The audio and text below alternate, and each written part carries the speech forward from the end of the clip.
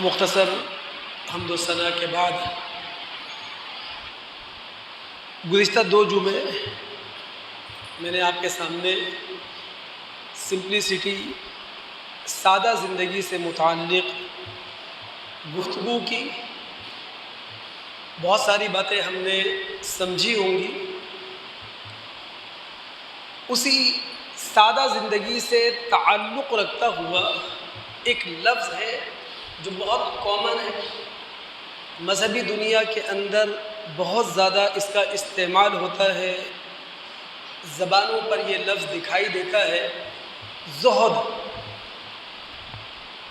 محدثین نے باقاعدہ اپنی حدیث کی کتابوں میں کتاب الزہد کے نام سے, ابواب الزہد کے نام سے کتابیں درج کر کے نبی علیہ الصلاۃ والسلام کی حدیثیں ہمارے سامنے رکھی ہیں.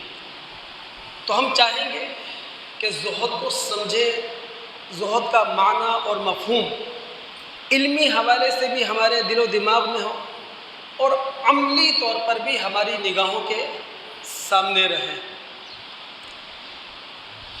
سب سے پہلے لفظ زہد کو ہم جانتے ہیں عربی ڈکشنری میں کہ اس کا کیا معنی ہے, اس کا کیا مفہوم ہے.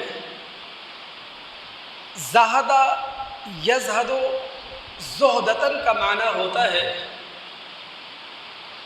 بے رغبتی کرنا, یعنی کسی چیز سے دور رہنا, کسی چیز سے لاپرواہ رہنا اور اسے چھوڑ دینا, کسی چیز سے اعراض برتنا. قرآن میں زہد کا لفظ ایک ہی جگہ استعمال ہوا ہے. سورہ یوسف کی آیت نمبر 20 ہے. یوسف علیہ السلام کو ان کے بھائیوں نے کنویں میں پھینک دیا. قافلہ تجارت نے یوسف علیہ السلام کو کنویں سے نکالا, مصر لے کر آ گئے اور مصر لا کر وَشَرَوْهُ بِثَمَنٍ بَخْسٍ دَرَاهِمَ مَعْدُودَةٍ یوسف علیہ السلام کو بہت کم قیمت پر چند دراہم پر بیچ دیا. وَكَانُوا فِيهِ مِنَ الزَّاهِدِينَ چونکہ وہ یوسف علیہ السلام کے حوالے سے لاپرواہ تھے. یوسف علیہ السلام کے اندر انہیں کوئی رغبت نہیں تھی. بھئی مال مفت تھا نا, بغیر پیسہ خرچ کیے ان کے ہاتھوں میں آ چکا تھا. اگر اس کے عوض چند درہم بھی مل رہے تھے تو کیا برا تھا ان کے لیے. تو وہ یوسف علیہ السلام سے لاپرواہ تھے. اس کا مذہبی مفہوم کیا ہے لفظ زہد کا؟ دنیا سے ہم جو بھی حاصل کریں, دنیا سے جو بھی ہم اپنا حق لیں, اللہ رب العالمین کی اطاعت میں رہ کر, اللہ رب العالمین کی محبت میں رہ کر, خوف الہی کے ساتھ, اپنی موت کو یاد رکھتے ہوئے, اپنی قبر کو یاد رکھتے ہوئے اور آخرت کی جواب دہی کے احساس کو یاد رکھتے ہوئے اپنا حق دنیا سے لے, یہ ہے زہد. سنن ابن ماجہ کتاب الزہد کی ایک روایت ہے جو مختلف سندوں کے ساتھ مل کر حسن لغیرہ بن چکی ہے. سہل بن سعد الساعدی رضی اللہ تعالیٰ عنہ راوی ہے. وہ کہتے ہیں نبی علیہ السلام کے پاس ایک شخص آیا اور اس نے آ کر کہا, اللہ کے رسول صلی اللہ علیہ وسلم دلنی علی عمل اذا عملتہ, اللہ کے رسول ایک ایسا عمل بتائیں جب وہ عمل میں کروں اللہ بھی مجھ سے محبت کرے اور لوگ بھی مجھ سے محبت کرنے لگے. تو نبی علیہ السلام نے اس شخص سے کہا تھا کہ اگر تم چاہتے ہو کہ اللہ تم سے محبت کرے تو ازہد فی الدنیا یحبک اللہ, دنیا کے اندر زاہد بن کے رہو, اللہ رب العالمین تم سے محبت کرے گا. زاہد بننے کا معنی یہ نہیں ہے کہ دنیا سے کنارہ کشی اختیار کر لینا, بلکہ زاہد بننے کا معنی یہ ہے کہ حلال اور حرام کے فرق کو ملحوظ خاطر رکھنا، جائز اور ناجائز کی سرحدوں کو اپنی نگاہوں کے سامنے رکھنا۔ پھر اللہ کے رسول صلی اللہ علیہ وسلم نے فرمایا کہ اگر تم یہ چاہتے ہو کہ دنیا والے بھی تم سے محبت کریں تو وَازْهَدْ فِي مَا عِندَ النَّاسِ يُحِبُّكَ النَّاسِ، جو کچھ لوگوں کے پاس ہے اس کے معاملے میں اپنے آپ کو زاہد بنا لو، بے رغبت بنا لو، بے پرواہ بنا لو، لوگ تم سے محبت کرنے لگیں گے۔ اب ظاہر ہے کہ لوگوں کے پاس جو کچھ ہے میری رغبت اسی میں ہو، لوگوں کے پاس جو کچھ ہے میں چاہتا ہوں یہ سب کچھ میرا ہو جائے، تو پھر لوگ تو محبت کرنے سے رہیں۔ تو مذہب کے اندر زہد کا مفہوم یہ ہے کہ دنیا سے جو بھی ہم حاصل کریں وہ حق کی بنیاد پر حاصل کریں، حق کے خلاف حاصل نہ کریں۔ اگر ہم اللہ رب العالمین کے قرآن سے کچھ سیکھنے کے لیے یہاں بیٹھے ہیں تو پھر دل دماغ کی حضوری کے ساتھ بیٹھے ایک بات میں آپ سے کرنے لگا ہوں۔ جس زمین پر ہم بستے ہیں، جس کرۂ ارض کو ہمارا گھر کہا جاتا ہے، یہ ورلڈ جو ہمارے لیے جائے سکون ہے، اللہ رب العالمین نے قرآن میں اس کو مختلف ناموں سے یاد کیا ہے۔ اگر ان مختلف ناموں کو ہم جانیں، ان مختلف ناموں کو ہم سمجھیں، تو دنیا کے وہ مختلف نام ہمیں یہ بتا رہے ہیں کہ دنیا کے اندر قناعت پسند اپنے آپ کو بناؤ، دنیا کے اندر مستغنی اپنے آپ کو بناؤ، جو کچھ تمہارے پاس ہے اس پر خوشی کا اظہار کرو، جو کچھ تمہارے پاس نہیں ہے اس پر کف افسوس ملنے کی ضرورت نہیں ہے۔ اب کرۂ ارض کا سب سے معروف نام قرآن کے اندر وہ ہے دنیا، جو دنا سے ہے۔ دنا کہتے ہیں قریب ہونے کو۔ مذہبی عقیدہ یہ ہے زندگیاں دو ہیں، ایک موجودہ زندگی ہے جسے نشأت اولیٰ کہا جاتا ہے، ایک اس زندگی کے بعد دوسری زندگی ہے جسے نشأت ثانیہ کہا جاتا ہے۔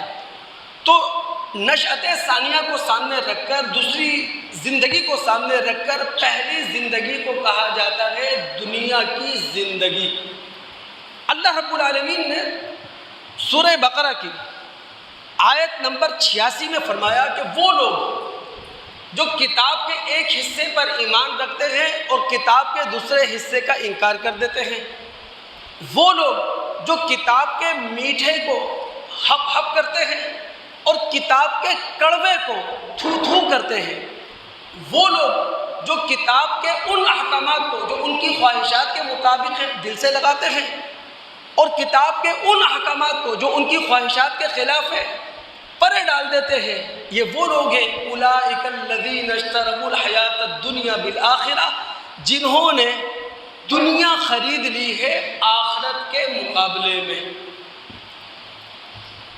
وہ جو نبی علیہ السلام کی ترمذی ابواب الزہد کے اندر روایت ہے، ابن مسعود رضی اللہ تعالیٰ عنہ جس کے راوی ہیں کہ نبی علیہ السلام نے فرمایا تھا لا تتخذوا الزیع، کہ دنیا کے اندر جائیدادیں نہ بناؤ، فترغبوا فی الدنیا، جب دنیا کے اندر تم جائیدادیں بناؤ گے تو پھر دنیا کے اندر مصروف ہو جاؤ گے۔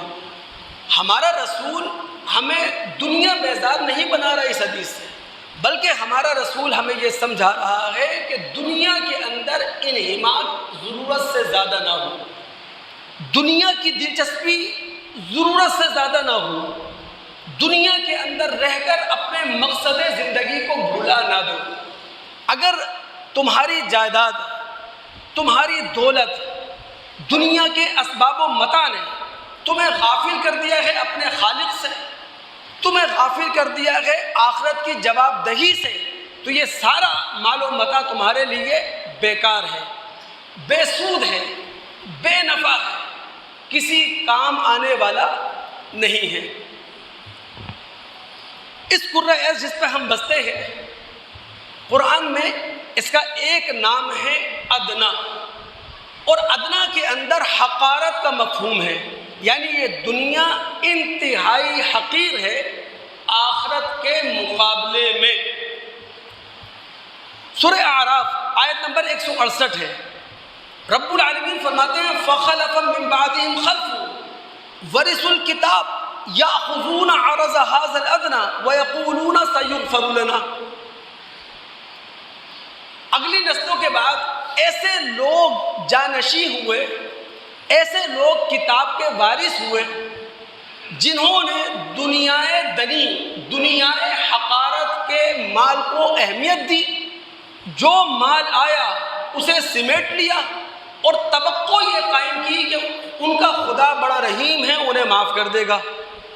اللہ رب العالمین جو اصول پسند ہستی ہے، اللہ رب العالمین جو عادل ہستی ہے، اللہ رب العالمین جو انصاف پسند ہستی ہے، اس کے بارے میں یہ خیال قائم کرنا کہ دھڑلے کے ساتھ ہم رشوت لیں گے، دھڑلے کے ساتھ ہم کرپشن کریں گے، دھڑلے کے ساتھ ہم ناجائز انداز میں پیسہ بنائیں گے، حلال حرام کی تمیز مٹا دیں گے، وہ بڑا رحیم ہے، معاف کر دینے والا۔ خالق اور مالک کے بارے میں یہ خیال انتہائی بوسیدہ ہے۔ خالق اور مالک کے بارے میں یہ خیال خلاف شریعت ہے، خلاف وحی ہے، خلاف قرآن ہے۔ اور انبیاء علیہ السلام کی تاریخ ہمیں یہ بتاتی ہے ہر نبی کی امت اس غلط فہمی کا شکار رہی۔ کتاب کی وارث تھی، کتاب کی وارث ہونے کے بعد رشوتیں بھی لے رہی ہے، کرپشن بھی کر رہی ہے، ناجائز انداز میں پیسہ بھی بنا رہی ہے، اور امید کیا ہے؟ وہ رحیم ہے، وہ ارحم الراحمین ہے، وہ معاف کر دینے والی ذات ہے۔ لیکن جو کچھ وہ لے رہی ہے رشوت کے نام سے، کرپشن کے نام سے، وہ کیا ہے؟ دنیائے حقیر کا مال ہے، دنیائے دنی کا مال ہے۔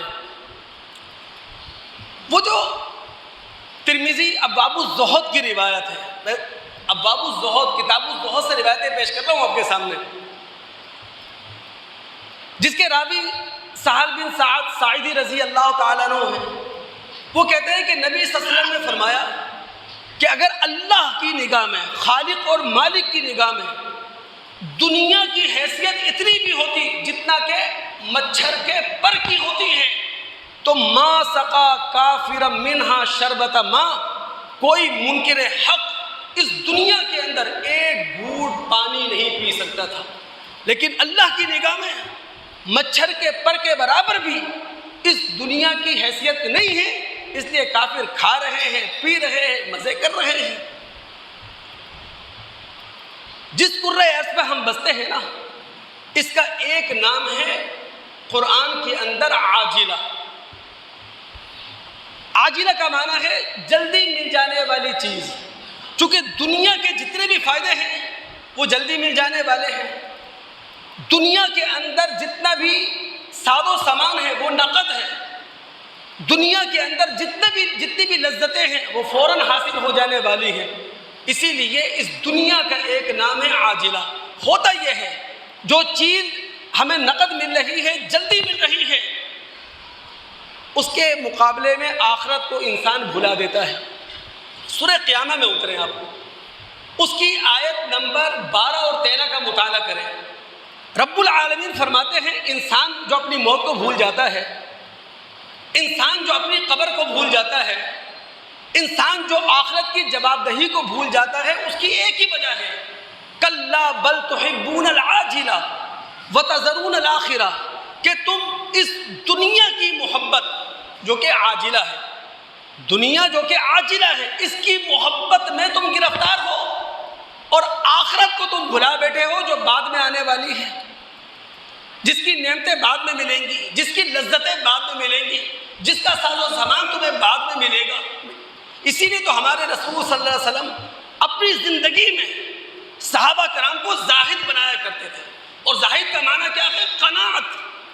زاہد کا معنی کیا ہے؟ مستغنی ہو جانا، بے پرواہ ہو جانا، بے رغبتی کا مظاہرہ کرنا، جو ہے اسی پر اکتفا کرنا، جو ہے اسی پر صبر شکر کرنا، یہ ہے زہد۔ اللہ کے نبی علیہ السلام نے اپنے صحابی ابن عمر رضی اللہ تعالیٰ عنہ کے کندھے پکڑ کر کیا کہا تھا؟ کن فی الدنیا، کأنک غریب او عابر سبیل، اے ابن عمر دنیا کے اندر اس طرح زندگی گزارو جس طرح کے ایک پردیسی رہا کرتا ہے، جس طرح کا ایک مسافر رہا کرتا ہے، دنیا کے اندر زندگی اس طرح گزارو، اس کی حیثیت آخرت کے مقابلے میں کچھ بھی نہیں۔ اور آخری لفظ جو اس کرۂ ارض کے لیے اللہ رب العالمین نے قرآن کے اندر استعمال کیا ہے وہ ہے اولا۔ اولا کی ضد ہے آخرہ۔ اولا پہلے کی زندگی، آخرہ بعد کی زندگی۔ اولا جو پہلی زندگی ہے یہ امتحانی زندگی ہے، اور آخرہ جو بعد کی زندگی ہے وہ جزا اور سزا کی زندگی ہے۔ اب رب العالمین نے سورہ لیل میں کیا کہا؟ إِنَّ عَلَيْنَا لَلْهُدَى وَإِنَّ لَنَا لَلْآخِرَةَ وَالْأُولَى۔ اے انسانوں ہماری ذمہ داری ہے، ہم خالق ہیں، ہم مالک ہیں، ہم نے تمہیں تخلیق کیا ہے، ہم نے یہ دنیا تمہارے لیے بنائی ہے، یہ دنیا کی جتنی بھی رنگینی ہے ہم نے تمہارے لیے رکھی ہے، یہ دنیا کی جتنی چمک دمک ہے یہ ہم نے تمہارے لیے رکھی ہے۔ ہماری ذمہ داری ہے کہ ہم تمہاری رہنمائی کریں، اور ہم نے تمہاری رہنمائی کا حق ادا کیا ہے رسولوں کو بھیج کر، کتابوں کو نازل کر کے۔ اور یہ بھی یاد رکھو وَإِنَّ لَنَا لَلْآخِرَةَ وَالْأُولَى، دنیا کے اندر بھی ہمارا اختیار ہے اور آخرت میں بھی اختیار ہمارا ہی ہے۔ دنیا کے اندر ہمارا اختیار ہے، یعنی جو کچھ دنیا کے اندر ہمیں ملے گا وہ ہماری تدبیر سے نہیں ملے گا، وہ ہمارے زور سے نہیں ملے گا، بلکہ رب العالمین کی رحمت سے ملے گا۔ اسی طرح آخرت میں بھی جو کچھ ہمیں ملے گا وہ خدا کے اختیارات کو چیلنج کر کے نہیں ملے گا، اپنی تدبیر سے نہیں ملے گا، اپنے زور سے نہیں ملے گا، وہ بھی خدا کی رحمت سے ملے گا۔ نبی علیہ الصلوۃ والسلام نے دوستو ایک جملہ ہے جو تاریخی روایات کی روشنی میں 2 مرتبہ 2 مواقع پہ اللہ کے رسول نے استعمال کیا ہے، اور بڑا کامن ہے، بہت معروف ہے، اکثر دوستوں کو یاد ہوگا، زبان زد عام ہے۔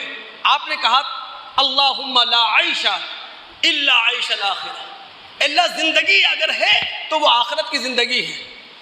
یہ جملہ 2 مرتبہ اللہ کے رسول نے استعمال کیا ہے۔ ایک 5 ہجری ہے،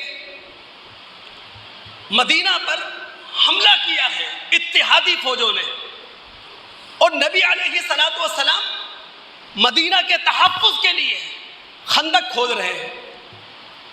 پریشانی کا وقت ہے، مصیبت کا وقت ہے۔ یہ وہ موقع تھا جب نبی علیہ الصلوۃ والسلام نے اپنے صحابہ کو خندق کھودتے ہوئے دیکھا تھا، مٹی ڈھوتے ہوئے دیکھا تھا، مٹی اٹھاتے ہوئے دیکھا تھا۔ اس موقع پہ اللہ کے رسول نے کہا تھا اللہم لا عیش الا عیش الآخرہ، اللہ اگر زندگی ہے تو آخرت کی زندگی ہے بس۔ اور دوسرا موقع کون سا ہے؟ نبی علیہ الصلوۃ والسلام کی زندگی کا آخری سال ہے، حجۃ الوداع کا موقع ہے۔ 1,40,000 صحابہ اللہ کے نبی علیہ الصلوۃ والسلام کے ساتھ حاجی کی حیثیت سے موجود ہیں۔ نبی علیہ الصلوۃ والسلام نے اپنے ساتھ مسلمانوں کا اتنا بڑا ازدحام دیکھا، نبی علیہ الصلوۃ والسلام نے اپنے ساتھ مسلمانوں کی اتنی بڑی تعداد دیکھی، تو اس موقع پر مسلمانوں کو ہوشیار کیا تھا، اپنی امت کو ہوشیار کیا تھا، اور کہا تھا اللہم لا عیش الا عیش الآخرہ، اللہ اگر زندگی ہے تو آخرت کی زندگی ہے۔ تو زہد کا معنی یہ نہیں ہے دنیا سے بے رغبت ہو جانا، دنیا سے کنارہ کشی اختیار کر لینا، دنیا سے منہ موڑ لینا۔ زہد کا معنی صرف اتنا ہے جب دنیا میں ہم قدم آگے بڑھا رہے ہیں، اسباب اور وسائل جمع کر رہے ہیں، تو اللہ رب العالمین کی اطاعت میں اپنے آپ کو رکھیں، رب العالمین کی محبت کے میدان سے اپنے آپ کو نہ نکالیں، رب العالمین کا خوف ہمارے دلوں کے اندر جاگزی ہو، اپنی موت بھی یاد رکھیں، اپنی قبر بھی یاد رکھیں، اور آخرت کی جواب دہی کا احساس ہمیشہ زندہ رہے۔ یہ ہے زہد۔ بہت زیادہ ضرورت ہے اس بات کی، اگر ہم اپنے آپ کو زاہد بنانا چاہتے ہیں، دنیا کے دھوکے میں نہ آئے، یعنی یہ دنیا ہمیں فریب نہ دے سکے۔ قرآن میں اس کے لیے لفظ استعمال ہوا ہے غرہ۔ عربی میں مغرور اس دھوکہ کھائے ہوئے شخص کو کہا جاتا ہے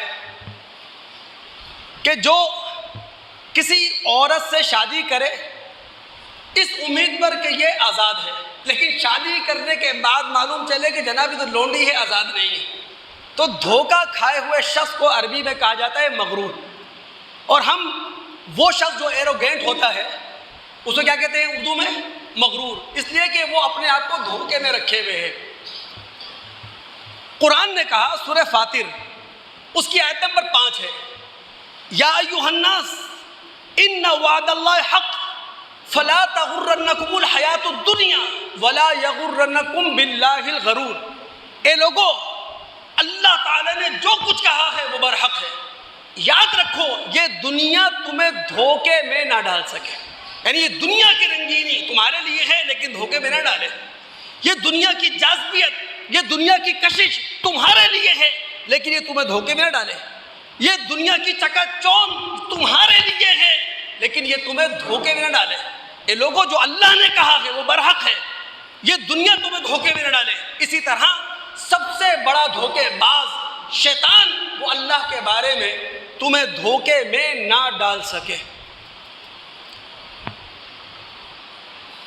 بخاری کتاب المناقب میں ایک روایت آتی ہے، بہت توجہ طلب ہے۔ زمانے جہالت کا ایک شاعر گزرا ہے لبید، بڑا شاعر ہے، نامی گرامی شاعر ہے۔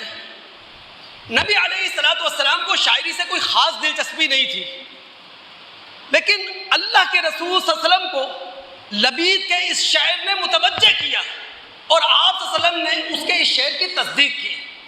نبی علیہ السلام نے لبید کے شعر کو اصدق و حدیث کہا، سب سے سچا کلمہ کہا۔ اور لبید کا وہ شعر تھا کون سا جس کی اللہ کے رسول نے تعریف کی؟ وہ تھا الا کل شیء ما خلا اللہ باطل، دنیا خبردار رہے اللہ کے سوا جو کچھ ہے وہ بے حقیقت ہے، یعنی اللہ کے سوا جو کچھ ہے وہ بے حقیقت ہے، کوئی حقیقت اس کی نہیں ہے۔ تو زہد کا معنی یہ ہے کہ ہمارا مرکز کون ہو؟ ذات الہ، ہمارا قبلہ ذات الہ، ہمارا کعبہ ذات الہ ہو۔ دوستو، یہ جو دنیا کے اندر معیشت کی تقسیم ہے، اسباب رزق کی تقسیم ہے، یہ بھی زہد کی تعلیم ہمیں دے رہی ہے۔ دماغ حاصل رکھیے، میں نے کہا نا جب ایک مضمون ہم سمجھنا چاہتے ہیں اپنے خالق سے، اپنے رسول سے، تو پھر دل دماغ کی حضوری کے ساتھ بیٹھے۔ خالق ہم سے کچھ کہہ رہا ہے، رسول ہمیں کچھ سمجھا رہا ہے، پھر دل دماغ کی حضوری، پھر تھکاوٹ کیا ہوتی ہے دوست، پھر 12 گھنٹے کی ڈیوٹی کیا ہوتی ہے، پھر بیزاری کیا ہوتی ہے۔ یہ جو اللہ رب العالمین نے معیشت کی تقسیم دنیا میں رکھی ہے، یعنی ہمیں یہاں ایک ڈائریکٹر بھی دکھائی دے گا، سپروائزر بھی دکھائی دے گا، ایک سویپر بھی دکھائی دے گا، ایک گارڈ بھی دکھائی دے گا، سب ایک جیسے نہیں ہیں۔ اللہ رب العالمین نے معیشت کی تقسیم رکھی ہے، یہ زہد کی تعلیم دی ہے ہمیں۔ اگر ہم مطالعہ کر سکیں سورہ زخرف کی آیات 32 اور 33، رب العالمین آیت نمبر 32 میں فرماتے ہیں نحن قسمنا بینہم معیشتہم فی الحیات الدنیا، دنیا کے اندر اسباب اور وسائل کی تقسیم ہم نے تمہارے اندر رکھی ہے۔ نہ اللہ تعالیٰ نے اپنی آزمائشی اسکیم کے تحت، اپنی امتحانی پالیسی کے تحت سب کچھ ایک کو دے دیا ہے اور نہ سب کچھ سب کو دے دیا ہے، بلکہ اللہ رب العالمین نے امتحانی پالیسی، آزمائشی پالیسی کی بنیاد پر ذہانت کو بھی تقسیم کر دیا ہے انسانوں کے درمیان، صلاحیت کو بھی تقسیم کر دیا ہے انسانوں کے درمیان، ذوق کو بھی تقسیم کر دیا ہے انسانوں کے درمیان، اسباب اور وسائل کی حیثیت کو بھی تقسیم کر دیا ہے انسانوں کے درمیان۔ اب جس کو اللہ تعالیٰ نے ذہانت زیادہ دے دی ہے، اسباب و وسائل زیادہ دے دیے ہیں، صلاحیت زیادہ دے دی ہے، بہتر ذوق اسے دے دیا ہے، تو پھر اس کے شکر کی آزمائش ہے۔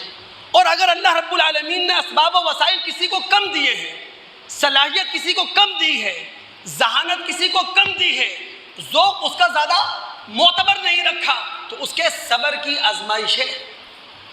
یہی وجہ ہے دوست، جن دوستوں کا مطالعہ ہے، جنہوں نے محدثین کی کتاب الرقائق کا مطالعہ کیا ہے یا کتاب الزہد کا مطالعہ کیا ہے، ان دونوں کتابوں میں آپ کو ایک حدیث ضرور ملی ہوگی، آپ کی نظروں سے گزری ہوگی۔ سیدنا ابو ہریرہ رضی اللہ تعالیٰ عنہ اس کے راوی ہیں، بڑی معروف حدیث ہے، کتاب الرقاق میں بھی ملے گی آپ کو، کتاب الزہد میں بھی ملے گی۔ نبی علیہ السلام نے فرمایا، بلکہ یوں کہہ لیں یہ فرمان نہیں ہے، نبی علیہ السلام کی اپنی امت کو تعلیم ہے۔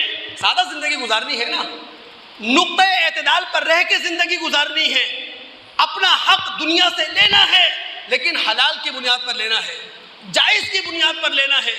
ہمارے رسول نے کیا کہا؟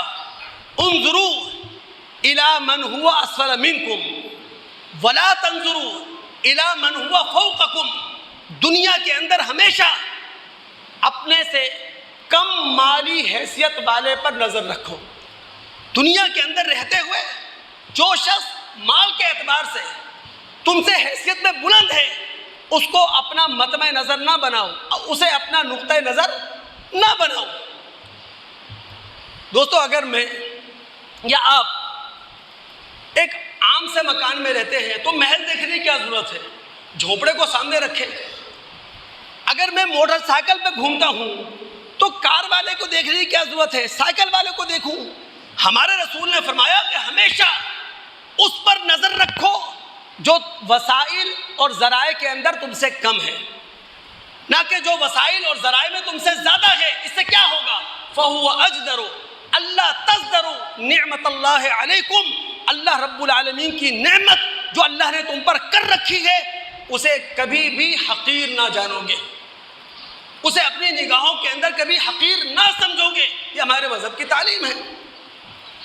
سورہ زخرف آیت نمبر 32 آیت نمبر 33 میں اللہ نے کیا کہا؟ دماغ حاضر ہے آپ کے؟ دیکھیں، میں نے کہا نا آزمائش اور امتحان سے گزر رہے ہیں ہم۔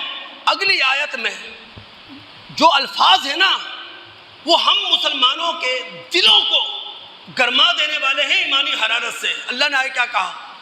وَلَوْلَا أَن يَكُونَ النَّاسُ أُمَّةً وَاحِدَةً، اگر یہ ڈر نہ ہوتا، یہ اندیشہ نہ ہوتا، یہ خطرہ نہ ہوتا کہ سارے لوگ ایک ڈگر پہ چل پڑیں گے، سارے لوگ ایک جیسے ہو جائیں گے، تو پھر جو خدا کا کافر تھا، جو آخرت کا کافر تھا، جو دین کا منکر تھا، اللہ رب العالمین اسے اتنی دولت دیتا کہ اس کے گھر کی چھت سونے چاندی کی ہوتی، اس کی چھت پر چڑھتے ہوئے زینے سونے چاندی کے ہوتے، اس کے گھر کے دروازے سونے چاندی کے ہوتے، جن مسندوں سے وہ ٹیک لگاتا ہے وہ مسندیں سونے چاندی کی ہوتی۔ لیکن اگر ایسا ہو جاتا، ہر کافر کو اللہ تعالیٰ سونے چاندی کے گھر دیتا، تو سوال یہ تھا اسلام پر باقی کتنے لوگ رہتے، مسلمان کتنے لوگ رہتے؟ گنے چنے لوگ۔ سارے لوگ کفر کی طرف چلے جاتے، سارے لوگ کافر بن جاتے، آزمائش آج سے زیادہ سخت ہو جاتی۔ رب العالمین نے ایسا نہیں کیا، بلکہ رب العالمین نے تقسیم رکھی ہے حکمت کی بنیاد پر، آزمائش کی بنیاد پر اللہ نے تقسیم رکھی ہے۔ کسی کو زیادہ دے دیا تو شکر کی آزمائش، کسی کو کم دیا صبر کی آزمائش۔ اور پھر یہ ساری باتیں کہنے کے بعد رب العالمین نے کیا کہا؟ وَإِن كُلُّ ذَلِكَ لَمَّا مَتَاعُ الْحَيَاةِ الدُّنْيَا وَالْآخِرَةُ عِنْدَ رَبِّكَ لِلْمُتَّقِينَ۔ اے مسلمانوں، یاد رکھو دنیا کے اندر جو سر و سامان تمہیں دکھائی دیتا ہے یہ دنیا کا سر و سامان ہے، اور متقین کے لیے، پرہیزگار لوگوں کے لیے جو اللہ رب العالمین کے قوانین کے پابند اپنے آپ کو بنا کر رکھتے ہیں، ان کے لیے آخرت کا گھر بہتر ہے۔ اللہ کے نبی علیہ السلام، یہ بھی ترمذی باب الزہد کی روایت ہے، عبداللہ بن عمر بن عاص رضی اللہ تعالیٰ عنہ راوی ہیں، وہ کہتے ہیں نبی علیہ السلام ہمارے پاس سے گزرے، ہم اپنے گھر کا چھپر جو تھا وہ درست کر رہے تھے، صحیح کر رہے تھے۔ اللہ کے نبی صلی اللہ علیہ وسلم نے فرمایا کہ جناب کیا کر رہے ہو؟ ہم نے کہا اللہ کے رسول قد وہا، یہ چھپر بہت کمزور پڑ گیا ہے تو ہم وَنَحْنُ نُصْلِحُ، اس کو درست کر رہے ہیں، اس کو ٹھیک کر رہے ہیں۔ تو اس موقع پر ہمارے نبی علیہ السلام نے فرمایا تھا ما رأى الامر، کہ میں موت کو اس سے زیادہ قریب دیکھ رہا ہوں. یعنی جو تم اپنا گھر درست کر رہے ہو، جو تم اپنا گھر بنا رہے ہو، ٹوٹا ہوا گھر ہے یا ڈیمیج ہوا ہوا گھر ہے، اس کو تم صحیح کر، اس سے زیادہ قریب تمہاری موت ہے. تو ہمارے نبی صلی اللہ علیہ وسلم نے جو یہ بات کہی تھی وہ دنیا سے بیزار کرنے کے لیے نہیں، بلکہ ہمارے نبی صلی اللہ علیہ وسلم صحابہ کا ذہن بنایا کرتے تھے کہ دنیا سے جو کچھ لوگے حق کی بنیاد پر لوگے، سچائی کی بنیاد پر لوگے، انصاف کی بنیاد پر لوگے، حلال کی بنیاد پر لوگے، جائز کی بنیاد پر لوگے. دنیا میں جو فیصلہ کرو گے، دنیا میں جو قدم اٹھاؤ گے، وہ اللہ سے ڈر کر وہ قدم بھی اٹھاؤ گے اور وہ فیصلہ بھی کرو گے.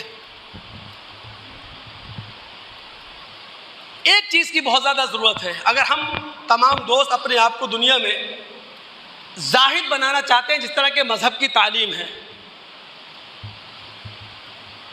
دنیا کا جو لہو و لعب ہے، کھیل اور تماشا، یا ہمیں حقیقت سے غافل نہ کر دے. حقیقی زندگی کیا ہے؟ آخرت کی زندگی ہے. حقیقی زندگی کیا ہے؟ اللہ کے فرامین کے مطابق زندگی گزارنا، قرآن کی روشنی کے مطابق زندگی گزارنا، محمد الرسول اللہ صلی اللہ علیہ وسلم نے جو راستہ ہمیں دے دیا ہے، جو ڈائریکشن ہمیں دے دی ہے، اس پر قدم بڑھاتے چلے جانا، یہ ہے حقیقی زندگی. تو دنیا کا لہو لعب ہمیں اپنے اندر اتنا مشغول نہ کر دے کہ ہم اللہ سے غافل ہو جائیں، رسول سے غافل ہو جائیں، کتاب سے غافل ہو جائیں، آخرت سے غافل ہو جائیں. قرآن نے کیا کہا؟ الہاکم التکاثر حتی زرتم المقابر، کہ تمہیں اس دھن نے تباہ کر دیا ہے کہ ایک دوسرے سے زیادہ مال و متاع حاصل کر لو، اور اسی دھن کے اندر تم قبروں میں چلے جاتے ہو. اور معاملہ بالکل ایسا ہی ہے، ایماندارانہ بات ہے. یہ جو پاناما لیکس ہے وہ اس بات کی علامت ہے، دبئی لیکس ہے اس بات کی علامت ہے کہ ہم آخرت سے غافل ہیں، خدا کے سامنے جواب دہی سے ہم غافل ہیں. یہ جو ہمارے رشتے کمزور ہو جاتے ہیں، یہ جو خون سفید ہو جایا کرتا ہے، یہ جو ہم ایک دوسرے کو پیٹھ دکھایا کرتے ہیں، یہ ایک دوسرے سے جو نظریں چرانے لگتے ہیں، اس کی وجہ صرف یہ ہے مال، اس کا کچھ بھی نہیں. الہاکم التکاثر حتی زرتم المقابر، ہمارا مقابلہ، ہمارا کمپٹیشن صرف دنیا حاصل کرنے میں لگا رہتا ہے اور پتہ ہی نہیں چلتا کب قبر میں جا کے سو گئے. یہی وجہ ہے دوستو. مسلم کتاب الزہد کی روایت ہے، عبداللہ بن شخیر رضی اللہ تعالیٰ عنہ اس کے راوی ہیں. وہ کہتے ہیں کہ میں نبی صلی اللہ علیہ وسلم کے پاس آیا، اور جس وقت نبی علیہ السلام کے پاس پہنچا تو اللہ کے رسول اسی آیت کی تلاوت کر رہے تھے، الہاکم التکاثر حتی زرتم المقابر. پھر نبی علیہ السلام نے کہا، آج آدم کی اولاد کہتی ہے مالی مالی، میرا مال میرا مال. اور پھر رسول نے اپنی امت کو تعلیم دی تھی تاکہ میری امت زاہد بن کے دنیا کے اندر زندگی گزارے، انصاف پسند بن کر دنیا کے اندر زندگی گزارے، قناعت پسند بن کر دنیا کے اندر زندگی گزارے، کفایہ شعار بنا کر اپنے آپ کو رکھے دنیا کے اندر. کیا رسول نے کہا تھا؟ اے ابن آدم، تیرا کچھ نہیں ہے الا ما اکلتا فافنیتا، جو کھا لیا وہ ختم کر دیا، او لبستا فابلیتا، جو پہن لیا بوسیدہ کر دیا، او تصدقتا فامزیتا، یا معاشرے کی فلاح و بہبود میں جو خرچ کر دیا آخرت میں اکاؤنٹ کھلوا لیا، اس کے علاوہ تیرا کچھ بھی نہیں ہے. اسی لیے دوستو، لائف اسٹینڈرڈ کے چکر میں نہ خدا کو بھولیں، نہ آخرت کو بھولیں، نہ رسول کی تعلیمات کو بھولیں، نہ اپنی موت کو بھولیں، نہ قبر کو بھولیں، نہ آخرت کی جواب دہی کے احساس کو بھولیں.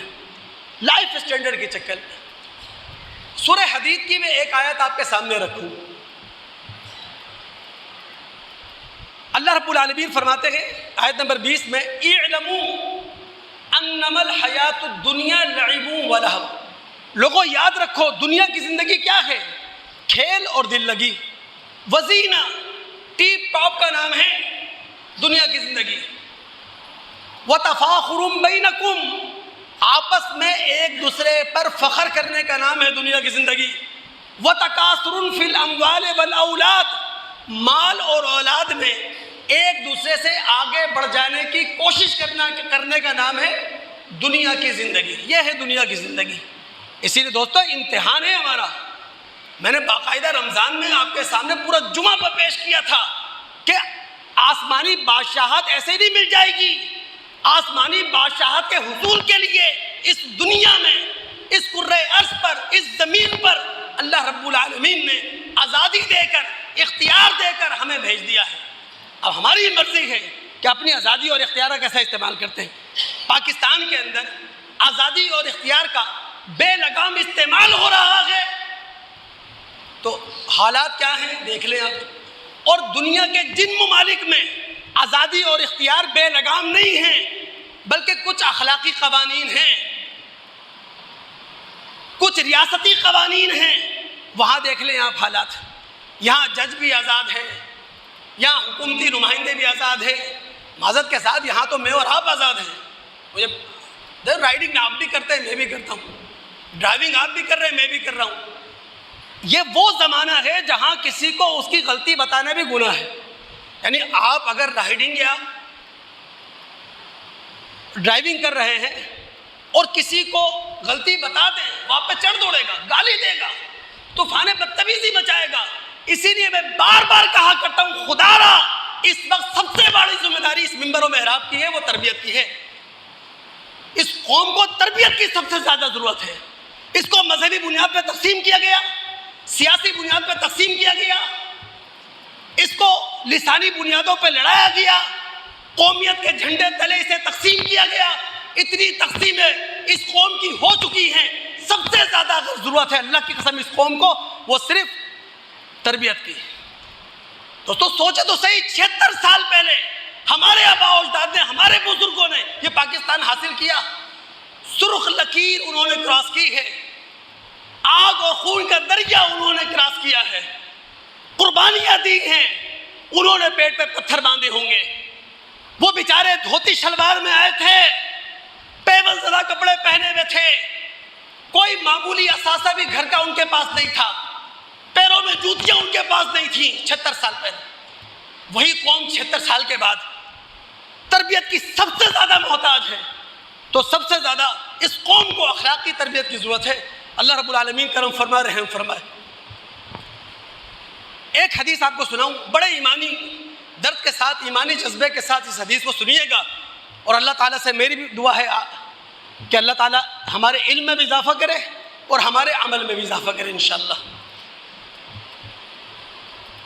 بخاری کتاب الرقاق کی روایت ہے. بحرین فتح ہوا، اللہ کے نبی علیہ الصلوۃ والسلام نے بحرین کے لوگوں سے مصالحت کر لی اور علا الحضرمی کو وہاں کا امیر مقرر کر دیا. نبی علیہ الصلوۃ والسلام نے ابو عبیدہ بن جراح رضی اللہ تعالیٰ عنہ کو جزیہ لینے کے لیے بھیجا. وہ جزیہ لے کر واپس آئے بحرین سے. انصار کو خبر ہو گئی کہ جناب ابو عبیدہ بن جراح رضی اللہ تعالیٰ عنہ بحرین سے جزیہ لے کر آ چکے ہیں. انصار نے نبی علیہ الصلوۃ والسلام کے ساتھ فجر کی نماز ادا کی اور فجر کی نماز کے بعد فتعرضوا لہ، اللہ کے رسول کے سامنے آ گئے. رسول تو جہاندیدہ انسان ہوتا ہے نا. نبی علیہ الصلوۃ والسلام نے ان کو دیکھا، فتبسم، مسکرا دیے. اللہ کے رسول نے کہا مجھے معلوم چلتا ہے انصار تمہیں خبر ہو چکی ہے کہ ابو عبیدہ بن جراح بحرین سے واپس آ گئے ہیں. انہوں نے کہا اللہ کے رسول بالکل خبر ہو چکی ہے. تو اس موقع پر نبی علیہ الصلوۃ والسلام نے فرمایا تھا فابشروا واملوا ما یسرکم، تمہارے لیے خوشخبری ہے اور امید رکھو اس چیز کی جو تمہارے لیے خوشگن ہے. لیکن دوستو جس کی طرف میں توجہ دلا رہا ہوں نا، ہم تو پھر بھی کسی غریب علاقے میں رہتے ہیں، لیکن بہرحال غریب علاقے میں بھی ہوں تو اپنی ذمہ داری ادا کر سکتے ہیں، اپنی ذمہ داری ادا کر سکتے ہیں. دوستو ایسا نہیں ہے کہ جناب غریب علاقے میں ہے تو میں کچھ کر نہیں سکتا. میں اپنے گھر والوں کے لیے بھی کر سکتا ہوں، میں اپنے بہن بھائیوں کے لیے بھی کر سکتا ہوں، میں اپنے خاندان کے لوگوں کے لیے بھی کر سکتا ہوں، میں اپنے آس پڑوس کے لوگوں کے لیے کر سکتا ہوں، میں اپنے محلے کے لوگوں کے لیے کر سکتا ہوں. بہت معاشرے میں تبدیلی آ سکتی ہے اگر ہر انسان نبی علیہ الصلوۃ والسلام کی زہد کی اس تعلیم کو اپنے ساتھ گھر لے کے جائے. اللہ کے رسول نے کیا کہا؟ فواللہ، قسم کھا کر اللہ کے رسول نے کہا تھا. اور جب وقت کا نبی قسم کھا کر کوئی بات کرے تو اس کا مطلب کیا ہے؟ وہ پوری امت کو قیامت تک کے لیے خبردار کر رہا ہے. فواللہ، اللہ کی قسم، للفقر اخشى علیکم، مجھے اپنی امت پر فقر کا ڈر نہیں ہے.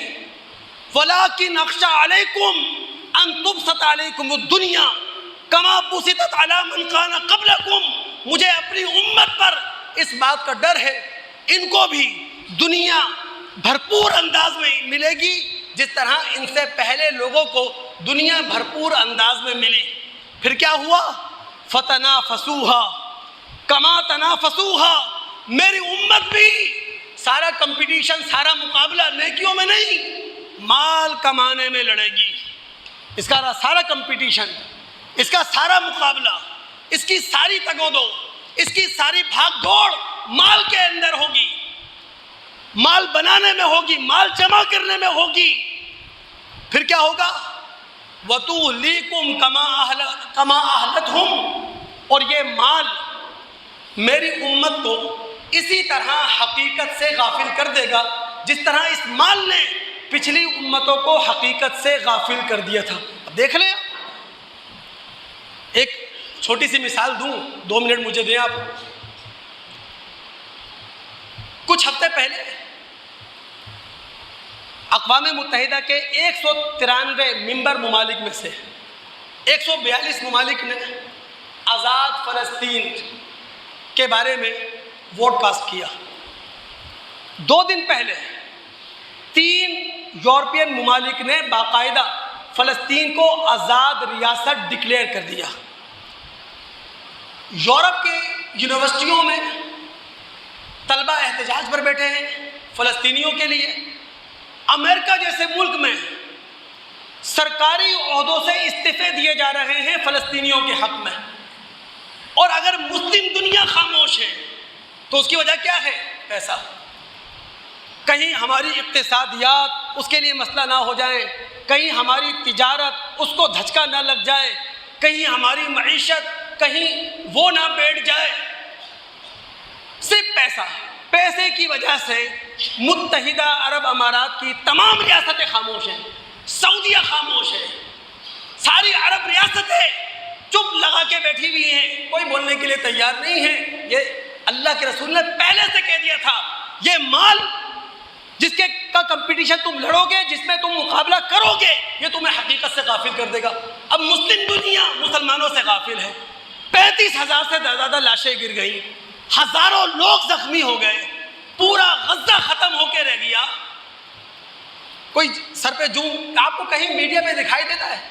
ایک خبر تلاش کرنا پڑتی ہے فلسطین کے لیے، یعنی ڈھونڈنے سے کوئی خبر فلسطینیوں کے لیے ملتی ہے. یعنی ہماری حالت یہ ہے، امت مسلمہ کی حالت یہ ہے. وہ دکھ ہے اس بات کا، افسوس ہے، اللہ کی قسم سب سے زیادہ اگر رویا جائے تفرقہ بازی پہ رویا جائے. یہ جو مسلمانوں کو تقسیم کیا گیا ہے، مسلمانوں کو بانٹا گیا ہے، ان پہ تیشے چلائے گئے ہیں. قرآن نے بار بار کہا تھا وَاعْتَصِمُوا بِحَبْلِ اللَّهِ جَمِيعًا. تو دوستو، زہد کا معنی یہ ہوتا ہے دنیا سے ہم جو بھی اپنا حق لیں، جائز بنیاد پر لیں، انصاف کی بنیاد پر لیں، حلال کی بنیاد پر لیں، اور جو ہمارا حق نہیں ہے اس سے اپنے آپ کو دستبردار کر لیں. اللہ تعالیٰ سے دعا ہے کہ اللہ تعالیٰ سننے کے بعد سمجھنے کے بعد عمل کرنے کی توفیق عطا فرمائے. السلام علیکم ورحمۃ اللہ وبرکاتہ.